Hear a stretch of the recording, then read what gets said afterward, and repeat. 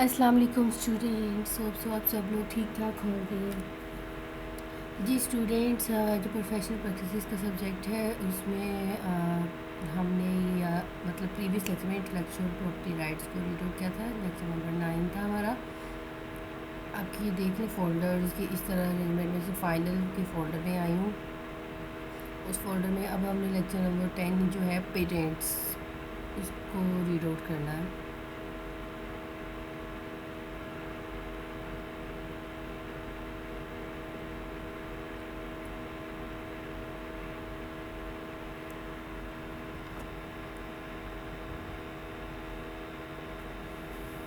Okay students, ये slides open हो चुकी हैं।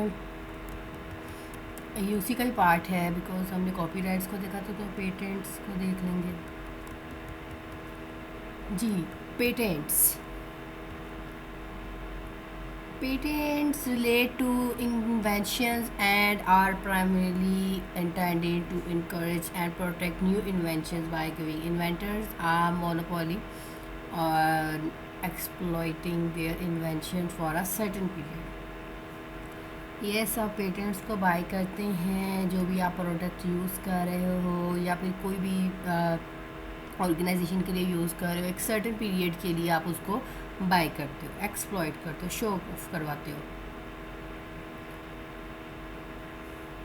A patent for an invention is grant of exclusive right to make, use and sell the invention for a limited period of 20 years. So basically जो आपका patent होता है उसके जो आपको एक्सक्लूसिव राइट मिलते हैं, आप उसको यूज़ करते हो फर्दर फॉर सेल पर्पस करने के लिए, या उसको हम जो है ना लिमिटेड पीरियड प्रोवाइड करते हैं 20 ईयर्स, जैसे पाकिस्तान के अंदर।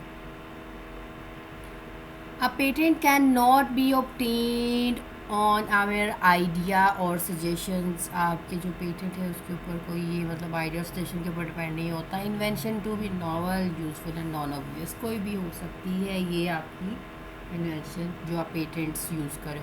Patents protection does not start until the actual grant of a patent. तो ये मत समझे कि आप एक पेटेंट बाय कर लिया तो वो आपका प्रोटेक्टेड है। एक्चुअली ऐसे नहीं होता। स्टार्ट से वो जस्ट आपको एक जैसे कहते हैं लोगो प्रोवाइड कर दिया जाता है, नॉवल प्रोवाइड किया जाता है, तो आप उसको देखते हो, समझते हो, अगर वो आपके लिए यूज़फुल है तो देन आप उसको प्रोटेक्टेड करवाते हो अपने लिए। Patents applications are examined for both technical and legal merit.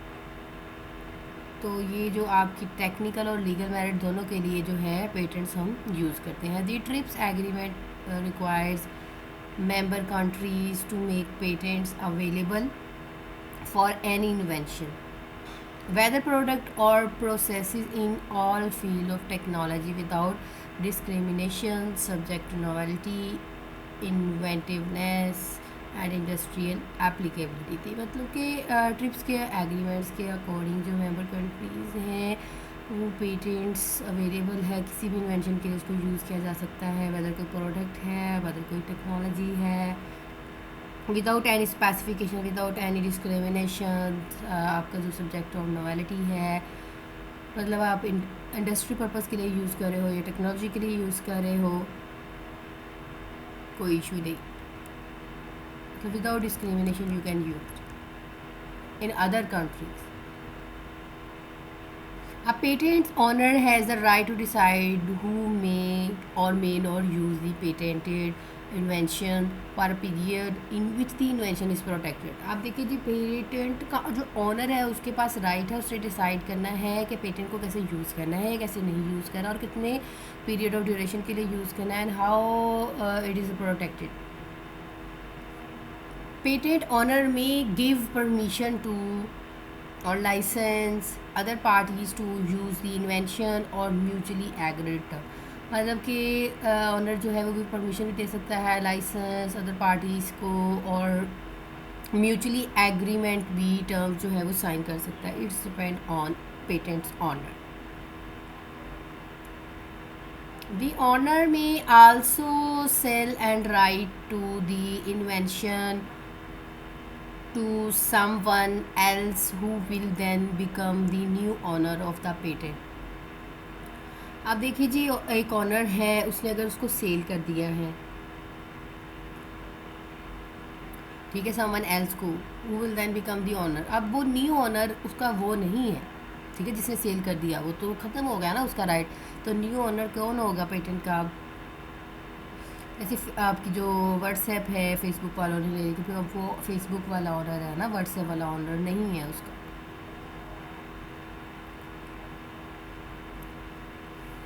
Once a patent expires the protection ends, मतलब उसको उसका लाइसेंस खरीदना पड़ेगा, फिर पैसे पे करने पड़ेंगे। जैसे हम वेबसाइट खरीदते हैं 1 साल के लिए होती है, तो हमें उसके लिए फिर पे करना पड़ता है। The invention enter the public domain, that is the owner no longer holds exclusive right to the invention which become available to commercial exploitation by other. तो वो फिर ऑटोमेटिकली सबके लिए जो है वो शो ऑफ हो जाती है कि आप इसको बाई कर सकते हैं। अगर आप उसको पे नहीं करोगे, आपका पेटेंट एक्सपायर हो गया है, तो वो फिर आप ऑनर उसके लिए उसका राइट्स नहीं होंगे उसके पास, फिर वो पब्लिकली अवेलेबल आपको नज़र आएगी। Patents application must be filed in each country to receive patent protection. So patent application जो है हर एक कंट्री में रिसीव होती है, मतलब कि हर एक पेटेंट्स एक्चुअली आपके प्रोटेक्शन प्रोवाइड करता है। आप जो भी काम कर रहे हो, जो भी ऑर्गेनाइजेशन के लिए आपने इसको बाय किया है, लाइसेंस लिया है, तो उसको प्रोटेक्ट करेगा ना। आप एक स्पेसिफिक नेम होगा, वो कोई और यूज़ नहीं कर सकेगा।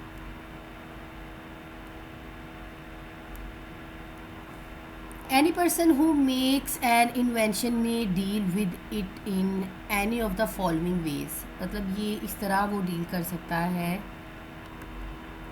may broadcast the invention for free use of by the public, may be broadcast हो, कोई भी फ्री उसको यूज़ कर सकता है पब्लिकली, मतलब कोई भी यूज़ कर सकता है। Rare chance of mass production scale manufacturing, ज़्यादा चांसेस ये mass production scale manufacturing companies के लिए होता है कि वो फ्री इसको यूज़ कर सकते हैं। May work the invention in secrecy without patenting it, secrecy work like extremely difficult to work useful invention in secrecy, secrets, criminals, etc. may work the invention openly without patenting it। आप मतलब एक work invent करो open, patent आपने नहीं दिया। Same risk as those involve in secret working, जैसे आप जी सीक्रेटसी थी, उसमें अगर आप पेटेंट नहीं यूज़ कर रहे हो तो उसमें फिर आपको रिस्क होगा। But sooner than secret working, तो ये आपका है तो सीक्रेट वर्क ही था ना, तो इसको भी पेटेंट करवाना ज़रूरी होता है। May exploit the invention on the basis of patents, अब मे भी पेटेंट्स भी सेल हो जाए, like rights could be enforce legally. कोई ज़बरदस्ती आपसे ले लिया, लीगली इन्फोर्स, लीगली ही करवा रहा, इलीगली नहीं करवा रहा। Secure commercial scale manufacturing profitable use by selling और लाइसिंग, तो इसके लिए हमें क्या करना पड़ेगा, सेलिंग करना पड़ेगा। या फिर आप प्रॉफिटेबल यूज़ कर रहे हो बाय सेलिंग पर्पज़ के लिए, या स्केल मैन्युफैक्चरिंग कर रहे हो, या सिक्योर कमर्शियल पर्पज़ के लिए यूज़ कर रहे हो।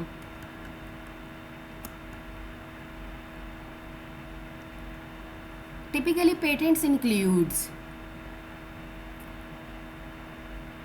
ड्राइंग्स, ब्रीफ, एब्स्ट्रैक्ट और समरी। आपकी जो ड्राइंग्स हो सकती है, कोई भी एक छोटी सी एब्स्ट्रैक्ट हो सकती है, हम पैराग्राफ लिख सकते हो ना, आप उसका लाइसेंस ले सकते हो।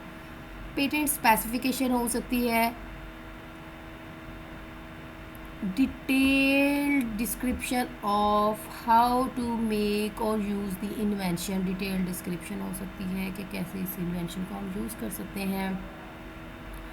claims outlining boundaries of the claimed invention to prevent infringement, जी हाँ, हम मतलब बाउंड्रीज वगैरह लगा सकते हैं कि कैसे हमने प्रिवेंट करना है इन्फ्रिंजमेंट से, जो भी गलत बयानी करते हैं या फिर आपके मतलब हमें नुकसान पहुंचा सकते हैं चीज़ों को।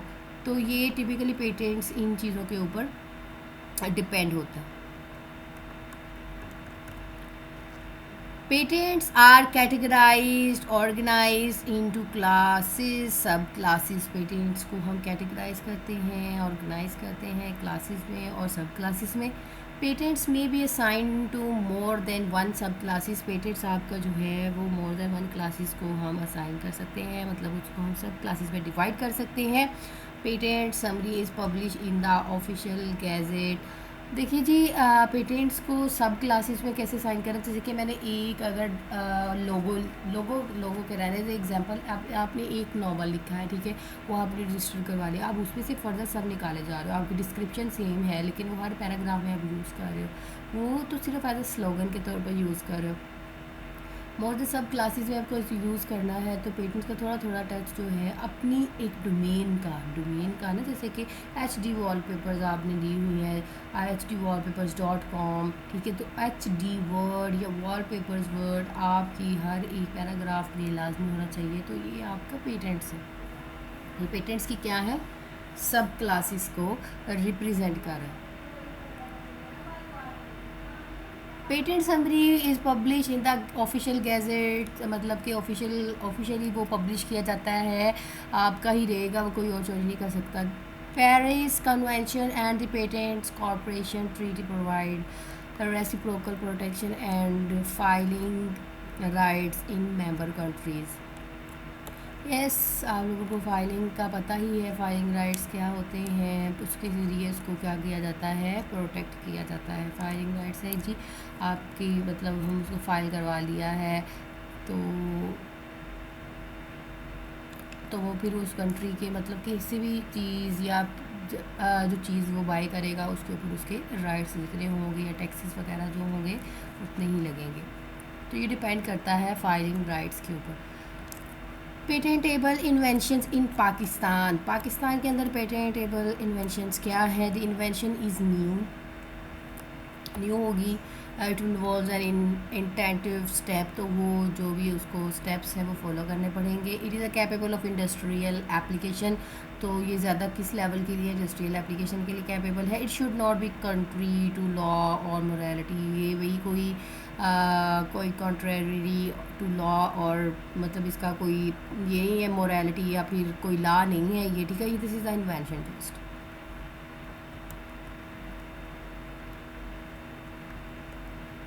अनपेटेंटेबल inventions in Pakistan, discoveries of law of natures, ये आपकी जो लॉ ऑफ नेचर्स है उसके ऊपर डिपेंड करेंगे, उसके ऊपर डिस्कवर होंगे। मेथड्स ऑफ प्रोड्यूसिंग साउंड्स, तो प्रोड्यूसिंग साउंड्स मीन कि आप जो भी प्रोडक्ट प्रोवाइड कर रहे हो बेहतर है उससे रिलेटेड ही उसके रिलेटेड मेथड यूज़ करो। कंप्यूटर प्रोग्राम सॉफ्टवेयर हो सकता है, ये अनपेटेंटेबल इन्वेंशन है, ये वैसे ही हो सकती है।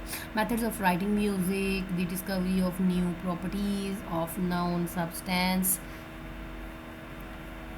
इसमें आ जाती हैं आपके system of alphabets, short hand, तो ये सारी चीज़ें आपकी अनपेटेंटेबल इन्वेंशंस के अंदर आती हैं। Literary, dramatic, music and artistic work, mere chart, diagrams or printed sheets, purely scientific and mathematically formula and principle, तो ये सारी की सारी अनपेटेंटेबल इन्वेंशंस हैं पाकिस्तान के अंदर। एक्चुअली ये पेटेंटेबल इन्वेंशंस हैं कि वो ये कहते हैं कि ये चीज़ें अगर आप करते हो तो उसके ऊपर पेटेंट्स के राइट्स लें, और एक्चुअली लेने भी चाहिए क्योंकि वो आपका वर्क है। उसके लिए आपको रजिस्टर करवाना चाहिए, उसके लिए आपको लाइसेंस लेना चाहिए।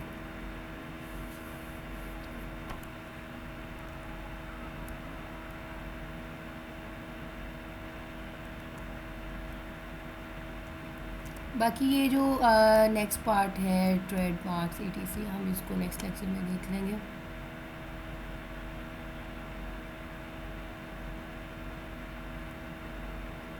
जैसे कि अगर ये CD प्लेयर है ना, ये CD प्लेयर की ये एग्जांपल दी हुई है, CD प्लेयर है, तो यहाँ पे ये क्या चीज़ है, industrial design protection for CD। अभी देखो एक डिज़ाइन किया गया है तो इंडस्ट्रियल डिज़ाइन प्रोटेक्शन है किस लिए, फॉर 3D शेप के लिए, ठीक है जी। इंडस्ट्रियल डिज़ाइन है ये, ब्रांड नेम रजिस्टर है अंडर ट्रेडमार्क, यहाँ पे ब्रांड नेम भी होगा, ट्रेडमार्क के साथ रजिस्टर होगा। Various technical parts and mechanisms are subject matter of protection under patents. तो यहाँ पे पेटेंट्स के लिए भी टेक्निकल पार्ट्स जो हैं वो मेंशन्ड हैं। और ये है music played on the CD player is protected by the copyrights. देखिए, एक अगर सीडी प्लेयर है तो कंपनी ने उसको पेटेंट डिज़ाइन, ट्रेडमार्क, कॉपीराइट के साथ उसको प्रोटेक्ट किया हुआ। तो आप देख लें, एक छोटी सी चीज़ को भी ये इंटेलेक्चुअल प्रॉपर्टी राइट्स के साथ कवर किया। तो ये आपके होते हैं totally intellectual property rights. Okay जी स्टूडेंट्स, ये लेक्चर आप लोगों का यहाँ पे हम वाइड अप करते हैं। पेटेंट्स हमने रीड आउट किया है, तो आप लोग ये जो स्लाइड नंबर 10 है, सॉरी लेक्चर नंबर 10 है पेटेंट्स के नाम से, तो आप इसको ओपन कर सकते हैं फाइनल के फोल्डर में। ठीक है जी students, best of luck for your projects, good luck, अल्लाह हाफिज़।